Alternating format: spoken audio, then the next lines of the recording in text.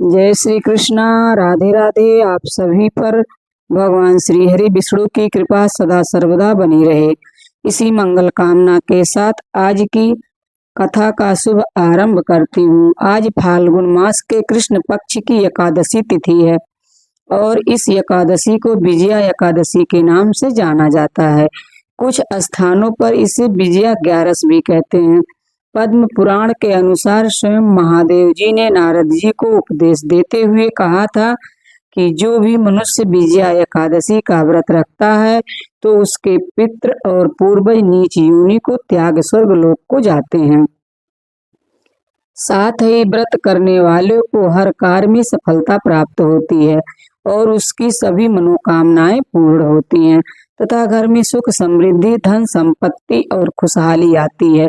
स्वयं भगवान श्री राम ने लंकापति रावण पर विजय प्राप्त करने के लिए विजया एकादशी का व्रत रखा था। तो आज मैं आपको सुना रही हूँ विजया एकादशी की बड़ी ही दुर्लभ कथा। इन कथाओं को सुनने से मनुष्यों के सभी पाप और संकट कट जाते हैं तथा समस्त मनोकामनाओं की पूर्ति होती है। तो आप लोग बड़ी ही श्रद्धा और प्रसन्न चित्त मन से इस कथाओं को पूरा आवेश से सुनिएगा। तो आइए भगवान श्री लक्ष्मी नारायण जी के चरणों का ध्यान करते हुए इस कथा को सुनते हैं। एकादशी का महात्म्य सुनने में अपार हर्ष की अनुभूति हो रही थी। फिर अर्जुन ने भगवान श्री कृष्ण से कहा, हे पुंडरीकाक्ष, फाल्गुन माह के कृष्ण पक्ष की एकादशी का क्या नाम है तथा उसके व्रत का क्या विधान है और इसकी कथा क्या है? कृपया करके मुझे इसके संबंध में भी विस्तार पूर्वक बताइए। तब भगवान श्री कृष्ण जी ने कहा, हे अर्जुन, फाल्गुन माह के कृष्ण पक्ष की एकादशी का नाम विजया है। इसके व्रत के प्रभाव से मनुष्य को विजय श्री मिलती है। एक बार देवऋषि नारद ने जगत पिता ब्रह्मा जी से कहा था कि हे ब्रह्मा जी, आप मुझे विजया एकादशी की कथा को सुनाइए। तब ब्रह्मा जी ने कहा, मैं तुम्हें विजया एकादशी की कथा को सुनाता हूँ, श्रद्धा पूर्वक इसका श्रवण करो। श्री राम को जब 14 वर्ष का वनवास मिला तब वह भ्राता लक्ष्मण तथा माता सीता सहित पंचवटी में निवास करने लगे। उस समय महापापी रावण ने माता सीता का हरण कर लिया। इस दुखद घटना से श्री राम जी तथा लक्ष्मण जी अत्यंत दुखी हुए और सीता जी की खोज में वन वन भटकने लगे। जंगल जंगल घूमते हुए वे मरणासन जटायु के पास पहुंचे। जटायु ने उन्हें माता सीता के हरण का पूरा वृतांत सुनाया और भगवान श्री राम जी की गोद में प्राण त्याग कर स्वर्ग की तरफ प्रस्थान किया। कुछ आगे चलकर श्री राम व लक्ष्मण की सुग्रीव जी के साथ मित्रता हो गई और वहां उन्होंने बालिका वध किया और श्री राम भक्त हनुमान जी ने लंका में जाकर माता सीता का पता लगाया और माता से श्री राम जी तथा महाराज सुग्रीव की मित्रता का वर्णन सुनाया। वहां से लौटकर हनुमान जी रामचंद्र जी के पास आए और अशोक वाटिका का सारा वृतांत कह सुनाया। सब हाल जानने के बाद श्री रामचंद्र जी ने सुग्रीव की सहमति से बानरों तथा भालुओं की सेना सहित लंका की तरफ प्रस्थान किया। समुद्र किनारे पहुंचने पर श्री राम जी ने विशाल समुद्र को मगरमच्छों से भरा देखकर लक्ष्मण जी से कहा, हे लक्ष्मण, अनेक मगरमच्छों और जीवों से भरे इस विशाल समुद्र को कैसे पार करेंगे? प्रभु श्री राम की बात सुनकर लक्ष्मण जी ने कहा, भ्राता श्री, आप पुराण पुरुषोत्तम आदि पुरुष हैं, आपसे कुछ भी विलुप्त नहीं है। यहाँ से आधा योजन दूर कुमारी द्वीप में वकदालम्ब मुनि का आश्रम है। वे अनेक नाम के ब्रह्मा के ज्ञाता हैं। वे ही आपकी विजय के उपाय बता सकते हैं। अपने छोटे भाई लक्ष्मण जी के वचनों को सुन श्री राम जी वकदालव्य ऋषि के आश्रम में गए और उन्हें प्रणाम करके एक ओर बैठ गए। अपने आश्रम में श्री राम को आया देख महर्षि वकदालव्य ने पूछा कि हे श्री राम, आपने किस प्रयोजन से मेरी कुटिया को पवित्र किया है? कृपया कर अपना प्रयोजन कहें। प्रभु मुनि के वचनों को सुन श्री राम जी ने कहा, हे ऋषिवर, मैं सेना सहित यहाँ आया हूँ और राक्षस राज रावण को जीतने की इच्छा से लंका जा रहा हूँ। कृपया कर आप समुद्र को पार करने का कोई उपाय बताएं। आपके पास आने का मेरा यही प्रयोजन है। महर्षि वक्दालव्य ने कहा, हे राम, मैं आपको एक अति उत्तम व्रत बतलाता हूँ जिसके करने से आपको विजय श्री अवश्य ही प्राप्त होगी। यह कैसा व्रत है मुनि श्रेष्ठ, जिसे करने से समस्त क्षेत्रों में विजय की प्राप्ति होती है? जिज्ञासु हो भगवान श्री राम जी ने पूछा। पर महर्षि वक्दालव्य ने कहा, हे श्री राम, फाल्गुन मास के कृष्ण पक्ष की विजया एकादशी का उपवास करने से आप अवश्य ही समुद्र को पार कर लेंगे और युद्ध में भी आपकी विजय अवश्य होगी। हे मर्यादा पुरुषोत्तम, इस उपवास के लिए दशमी के दिन स्वर्ण, चांदी, तांबे या मिट्टी का एक कलश बनाएं। उस कलश को जल से भरकर तथा उस पर पंच पल्लव रखकर उसे वेदिका पर स्थापित करें। उस कलश के नीचे 7 अनाज अर्थात मिले हुए 7 अनाज और ऊपर जौ रखें। तत्पश्चात उस पर विष्णु जी की स्वर्ण की मूर्ति स्थापित करें। एकादशी के दिन स्नान आदि से निवृत्त होकर धूप, दीप, नैवेद्य, नारियल आदि से भगवान श्री हरि का पूजन करें। वह सारा दिन भक्ति पूर्वक कलश के सामने व्यतीत करें और रात को भी उसी तरह बैठे रहकर जागरण करें। द्वादशी के दिन नदी या तालाब के किनारे स्नान आदि से निवृत्त होकर उस कलश को ब्राह्मण को दे दें। हे दशरथ नंदन, यदि आप इस व्रत को सेनापतियों के साथ करेंगे तो अवश्य ही विजय श्री आपका वरण करेगी। मुनि के वचन सुन तब श्री रामचंद्र जी ने विधि पूर्वक विजया एकादशी का व्रत किया और इसके प्रभाव से राक्षसों के ऊपर विजय प्राप्त की। भगवान श्री कृष्ण ने कहा, हे अर्जुन, जो मनुष्य इस व्रत को विधि विधान के साथ पूर्ण करेगा उसकी दोनों लोकों में विजय होगी। श्री ब्रह्मा जी ने नारद जी से कहा था कि जो इस व्रत का महात्म्य श्रवण करता है या पढ़ता है उसे वाजपेयी यज्ञ के फल की प्राप्ति होती है। भगवान विष्णु का किसी भी रूप में पूजन मानव मात्र की समस्त मनोकामनाएं पूर्ण करता है। प्रभु श्री राम तो स्वयं विष्णु जी के अवतार थे, किंतु अपनी लीलाओं के चलते प्राणियों को सही मार्ग दिखाने के लिए उन्होंने विष्णु भगवान के निमित्त इस व्रत को किया। विजय की इच्छा रखने वाला इस उपवास को करके अंत फल का भागी बन सकता है और भगवान श्री लक्ष्मी नारायण जी की असीम कृपा को प्राप्त करता है। एक बार प्रेम से बोलिए श्री लक्ष्मी नारायण भगवान की जय। अब आइए श्रवण करते हैं एकादशी की दूसरी कथा, जिसे सुनने मात्र से सभी मनोकामनाएं पूर्ण होती हैं। महाराष्ट्र के एक गांव में एक ब्राह्मण रहते थे। उनके घर में केवल 4 लोग रहते थे। वो ब्राह्मण, उनकी पत्नी ब्राह्मणी, उनका पुत्र और उनकी पुत्रवधू। उनकी पुत्रवधू बड़ी ही साध्वी और भक्ता थी, जिनका नाम सुखबाई था। वह बचपन से ही संत महात्माओं का संग करके निरंतर श्री कृष्ण के चिंतन में तन्मय रहती थी। जैसे गाय कसाई के चक्कर में फंस जाए, वैसे ही साध्वी सुखबाई की शादी ऐसे परिवार में हुई जहां उनकी सास, ससुर और पति तीनों उनके विरुद्ध थे। उनकी सास उन्हें थप्पड़ मारती थी और गालियां भी दिया करती थी। उनके परिवार में सब उनके भजन के विरुद्ध थे, लेकिन सखुबाई ने कभी किसी से कुछ नहीं कहा। उनके पति भी उनके अनुकूल नहीं थे। सखुबाई को बहुत कष्ट दिया जाता था, लेकिन वह एक पल के लिए भी भगवत विस्मरण नहीं होने देती थी। उन्होंने इतनी प्रतिकूलता के बाद भी उन तीनों से द्वेष नहीं किया करती थी। उनका जीवन कष्टदायक था, पर उन्होंने कभी किसी से कठोर वचन नहीं बोले। जो मान अपमान, लाभ हानि, जय पराजय, सुख दुख को समान भाव से सहते हुए भगवत स्मरण करता है, भगवान उसके अधीन हो जाते हैं। सखुबाई को उनके परिवार वाले बहुत सताते थे। सखुबाई को पीटा जाता था, गालियां दी जाती थी, कलेशात्मक व्यवहार किया जाता था, लेकिन सखुबाई के हृदय में बिट्टुल बिट्ठुल ऐसे बसे हुए थे कि इनका उनके ऊपर कोई प्रभाव नहीं पड़ता था। सखुबाई को फटे पुराने कपड़े पहनने को मिलते थे, रूखा सूखा खाने को मिलता था, प्रतिक्षण डांट पिटाई होती थी, लेकिन वह हर समय श्री कृष्ण के चिंतन में लीन रहती थी। सखू की दशा पर गांव के स्त्री पुरुषों के बहुत तरस आता था, पर किसी की हिम्मत नहीं होती थी कि कोई उनके परिवार को समझा सके। सखुबाई मन ही मन भगवत कृपा का अनुभव करते हुए सोचती कि कितने कृपालु हैं श्री कृष्ण।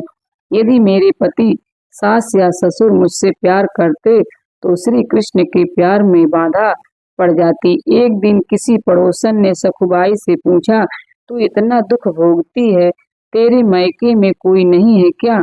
ना कोई खबर लेने आता है और ना ही कोई तुम्हारा सहयोग करता है। सखुबाई ने मुस्कुराते हुए कहा, जानती हो मेरा मायका कहाँ है? पंढरपुर में।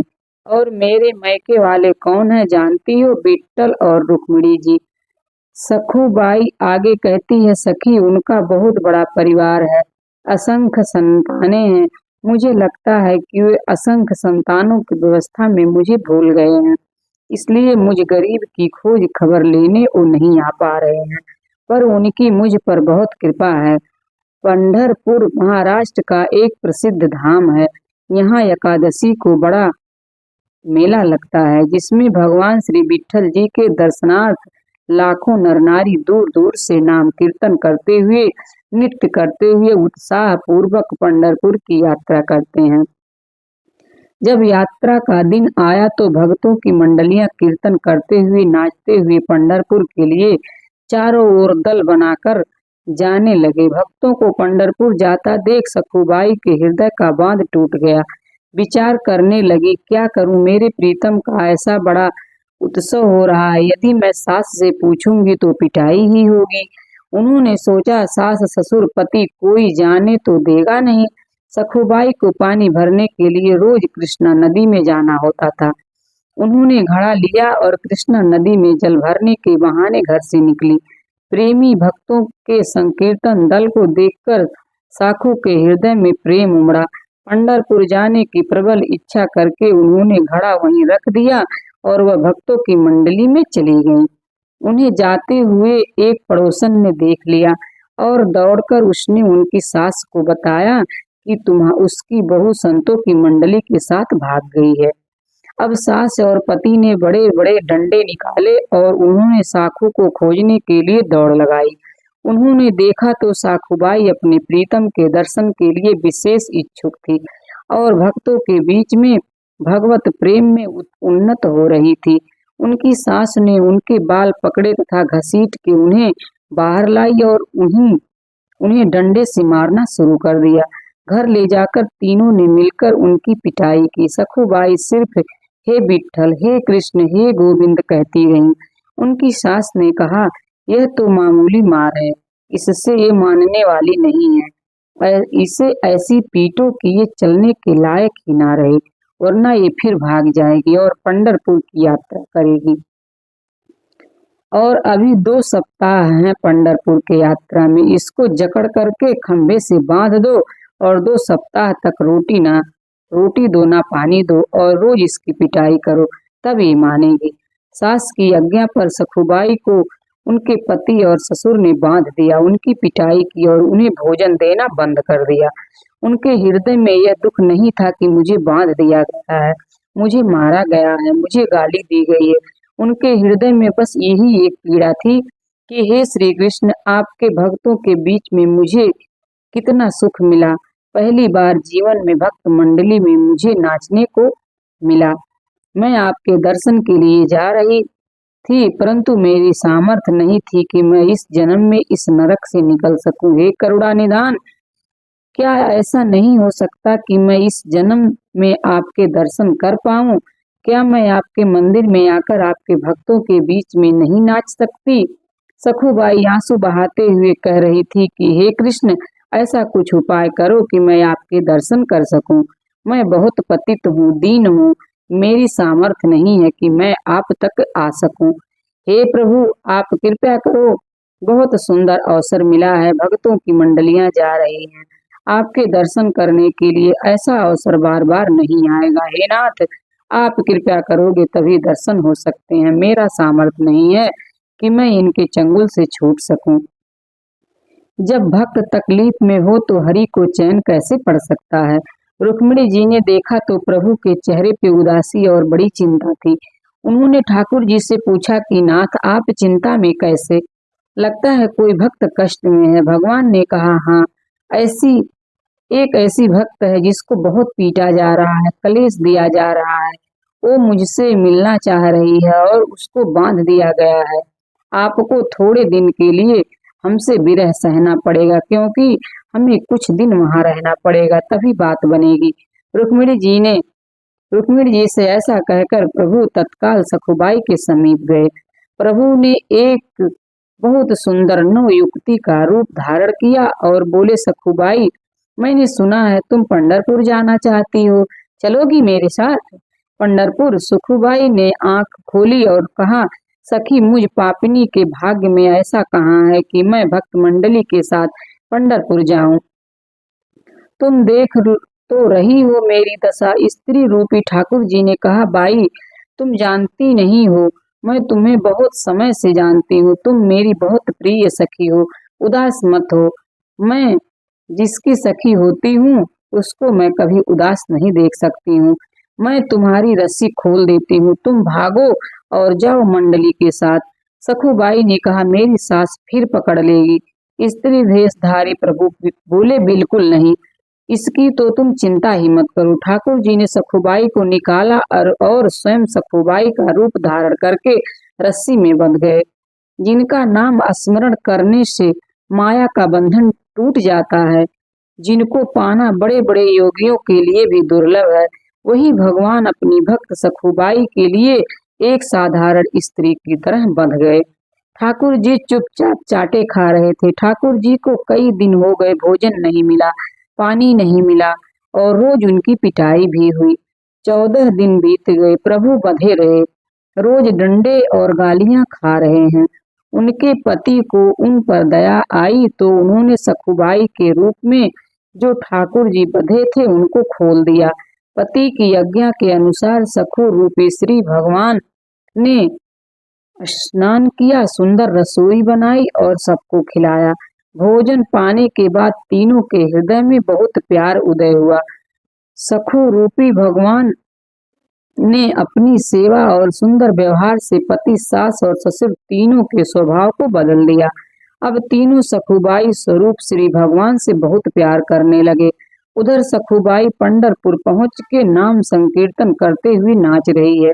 प्रभु के प्रेम में वो इस बात को भूल गई कि मेरी जगह कोई और सखी बधी हुई है। आनंद में विभोर हुई सखुबाई ने चंद्रभागा नदी में स्नान करके मंदिर के अंदर प्रवेश किया। वो मंदिर में जाकर श्री हरि के दर्शन करके आनंद सिंधु में डूब गई।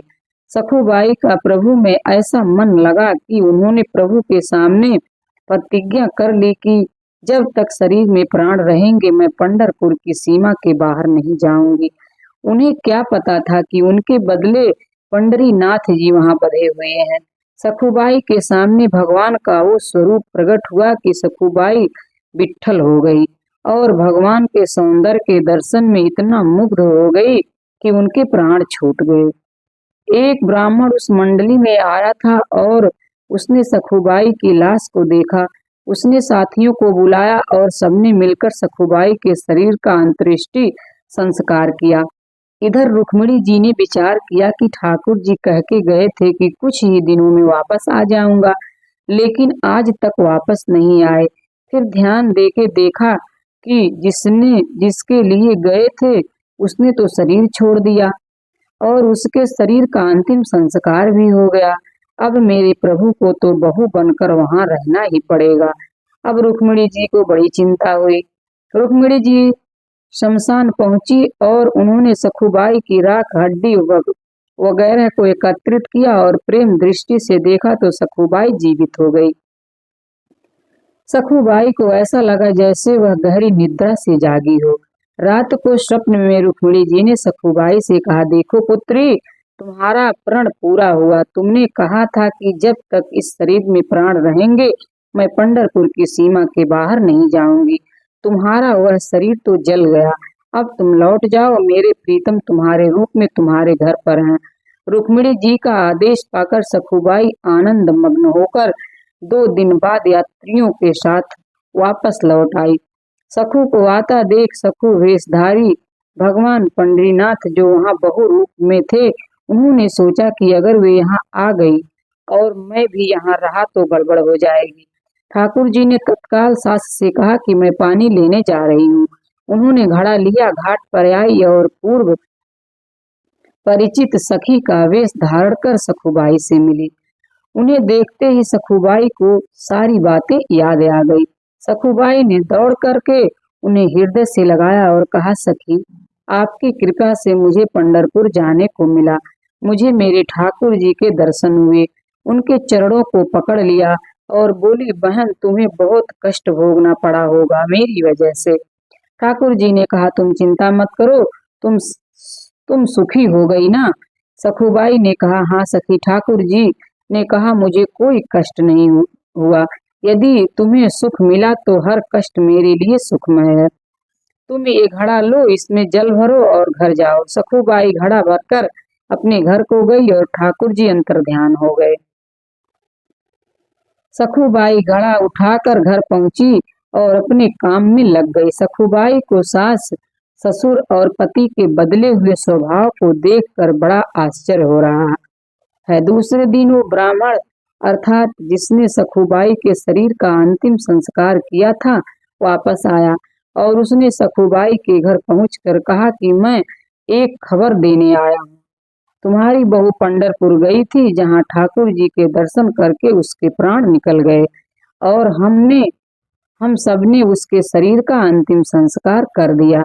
परिवार वालों ने कहा कि हमारी बहू तो घर के अंदर है। आवाज लगाई, सखुबाई सामने आ गई। सखुबाई को देखकर ब्राह्मण के होश उड़ गए। ब्राह्मण के बहुत कहने पर उन्होंने सखु को अपने पास बुलाकर पूछा कि हमने तुम्हें यहाँ बांध रखा था, लेकिन ये कहते हैं कि तुम पंढरपुर में गई और वहां मर गई, कैसी बात है? सखुबाई ने कहा, ये जो कह रहे हैं बिल्कुल सत्य है। जिस समय आपने मुझे बांध रखा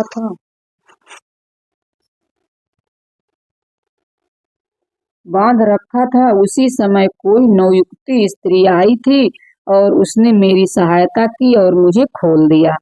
मैं भक्तों के साथ पंढरपुर गई और वो यहाँ बधी हुई थी। मुझे तो वहां भेज दिया और स्वयं आपका प्रतिकूल व्यवहार सहती रही। मैं पंढरपुर गई थी, वहां एक दिन मैं वहां बेहोश भी हो गई थी। बाद में मुझे मालूम हुआ कि मैं मर गई थी और मेरे शरीर को जलाया गया है, पर रुक्मिणी जी ने मुझे फिर से जिंदा कर दिया और वापस भेज दिया। मैं जब नदी के पास आई तो वह युक्ति जिसने मुझे खोला था वो मुझे घड़ा देकर चली गई। आप लोग जानते हैं वो युक्ति कौन थी? सास ससुर और पति ने कहा, हमें तो पता नहीं। सखुबाई ने कहा, जब वो चली गई तो मुझे पता चला कि वो मेरे विट्ठल जी थे। आप लोगों का बड़ा सौभाग्य है कि आपको मेरे इष्ट के दर्शन हो गए। यह सुनते ही सखुबाई के सास ससुर और पति उनके चरणों में गिर पड़े और कहा कि हमने तुम्हें पहचाना नहीं। हमारे घर में ऐसी परम भक्त परम साध्वी रहती है जिसके अधीन श्री भगवान है। हमने तुम्हें बहुत सताया, हम पर कृपा करो। संत सखुबाई ने सास ससुर और पति को भक्ति का उपदेश दिया। तीनों भजन परायण होकर सखुबाई की कृपा से भगवत धाम को प्राप्त हुए। बोलिए एकादशी मैया की जय।